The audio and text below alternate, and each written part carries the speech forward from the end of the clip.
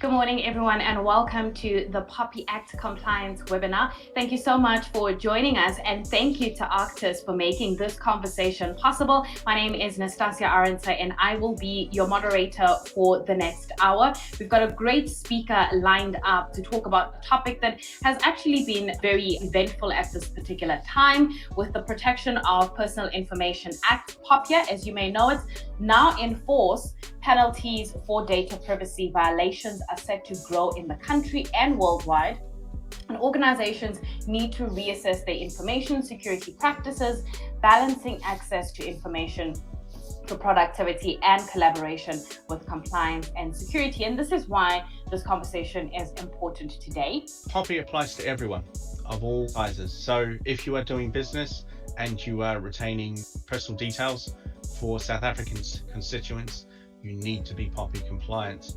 Now, you might have a much smaller data set, you might have a much smaller spread of the data, which means actually to be compliant is going to be easier because you've got less staff handling that data as well, but you cannot ignore it. You must still maintain compliance. So the Act itself is setting a standard for processing of South African constituents' personal information by public and private bodies, that's both inside and outside of South Africa's borders.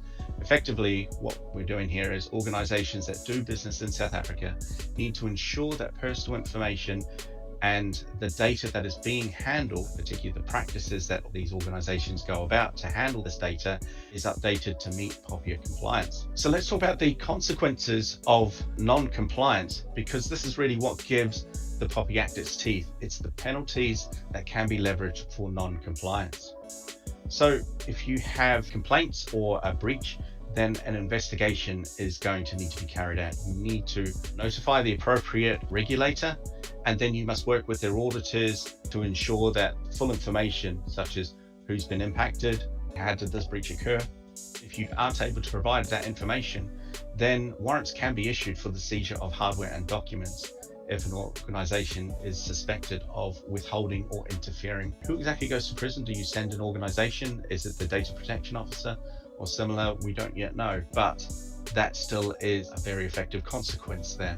So organizations are liable to pay compensation to affected parties. There's also reputational damages. Affected parties can potentially sue an organization if they suffer losses from a breach as well. This did have an impact on their bottom line, not only in responding, but also because their reputation. You suddenly consider, it doesn't matter where the data resides, if you're doing business with South African PII, you need to make sure that you're POPIA compliant. Thank you to everyone who tuned in.